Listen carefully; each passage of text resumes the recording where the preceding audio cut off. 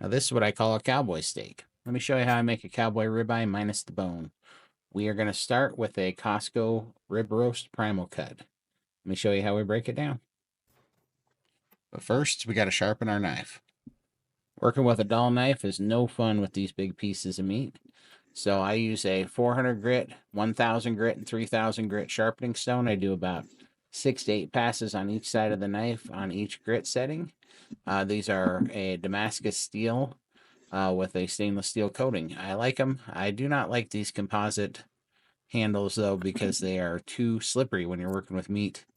The handles get a little bit, well, your hands get greasy and then the handles get hard to hold on to because they're round and so the knife tries to twist in your hand. So I do not recommend these composite handles. They're not really very practical, but good steel.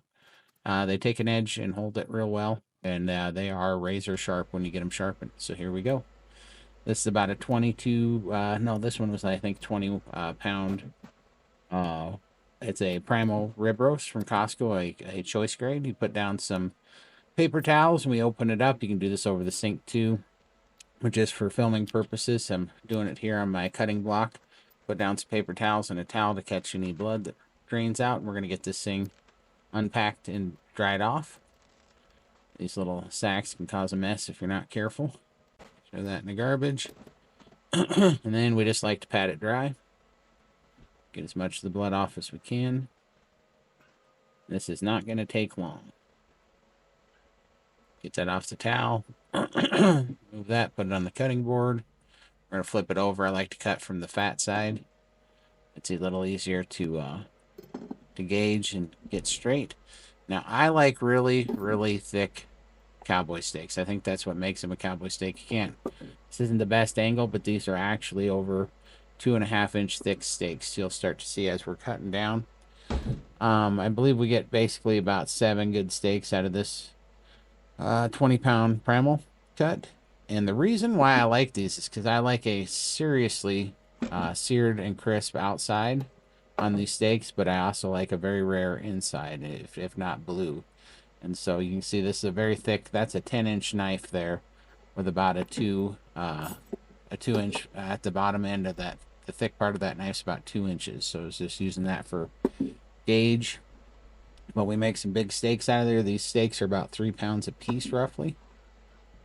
And I like cutting them this big because when you put them in the air fryer, you can put them in there at a high heat for a longer period of time to get a really good Maillard effect, really good sear, a good crunch. I really like the texture, but the inside is still very rare, which is the way I like it. And also, you know, what's crazy is when you're cooking them this long, they will reduce down about a 1/2 inch in thickness. And that's pretty awesome because then that rendered down white tissue, in fact, whoa, we got a runner trying to make a break for it. It'll, that extra moisture from the rendered tissue, the white tissue, will make the rest of the steak very, very extra juicy. And so I really quite like that because it all kind of gets absorbed into that extra thick meat there.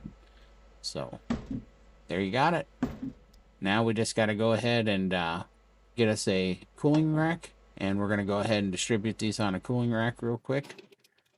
As you see here, we're going to get that placed out. This cooling rack fits in my fridge. That little rack keeps the bottom from just sitting flat on the pan, lets air circulate all the way around all the ribeyes so that they can air dry in the fridge, which is, I like them after about 3 days, unless I'm going to try to actually do a dry aged, and then it's a little bit longer. As you see, we got 6 full-size ones, and then we got this little mini feller here trying to make room for. That's about 1.75 pounds or something. So yeah, these are fantastic. So we're going to get these going, and we are going to get them in the air fryer. So I like to use the Ninja Indoor Grill. Now, if you're saying your grill's disgusting, no, it's not. It's just cooked about 1,200 steaks. This thing is a workhorse. I like to put it in there on high for this size, about the 2.5 to 3 inch steaks. I like to put it in there for 21 minutes. It sounds absurd, but wait till you see the result. Flip it halfway through, put that bad boy back down, go for another 10.5. Listen to the sizzle on that. Now we'll take this over to the cooling rack. We're going to let it sit half of the cook time. So it's going to sit for 10 minutes, 10.5 minutes. And over on the cooling rack. And then I want you to hear what this thing sounds like when we drag a knife across it. It is awesome. We're going to set that down, run the knife across it.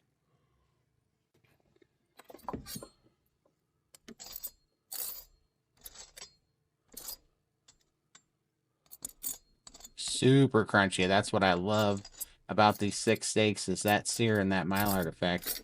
It's incredible. It gives it a great texture, great flavor. Now it's time to get it all cut up. And so there's 3 parts of this steak. There's the fat point on the bottom right there. And then around the edge is the cap, the ribeye cap. And then the center is the eye of the ribeye. So I like to separate those because those are 3 different grains of meat that go out different directions, So I remove those 3 different muscles. You'll have 2 muscles really, and then the kind of muscly fat cap or fat tip. I like to pull those apart before I cut it up. And then you always want to cut against the grain. So we're going to start by cutting up the little fat tip.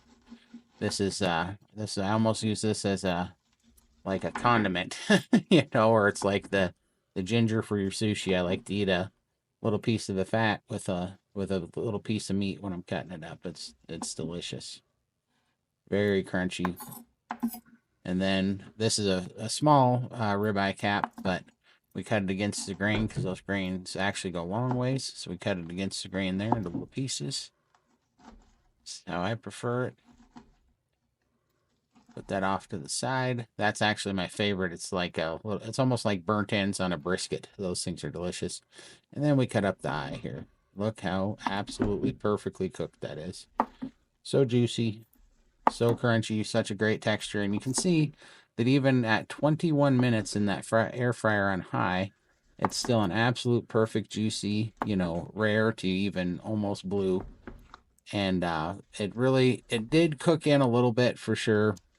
But, with an air fryer being in that long, you're not going to stop that. But I don't mind it because all that extra moisture from that 1/2 inch that rendered down still stays in that meat. So even though it's not super rare at the very edges of the steak, and it does cook in about 1/4 of an inch, very, very juicy and has a lot of flavor. So it's definitely in my top 3 favorite ways to eat a steak. This is the steak that I eat the most frequently because it's so easy. Just take it out of the fridge, put it in the air fryer, and you're done. But yeah, it's absolutely delicious. I'd love for you guys to give it a try and tell me what you think in the comments. And with that, I'm out of here. I got to eat this thing. You guys have a great day. See you next time.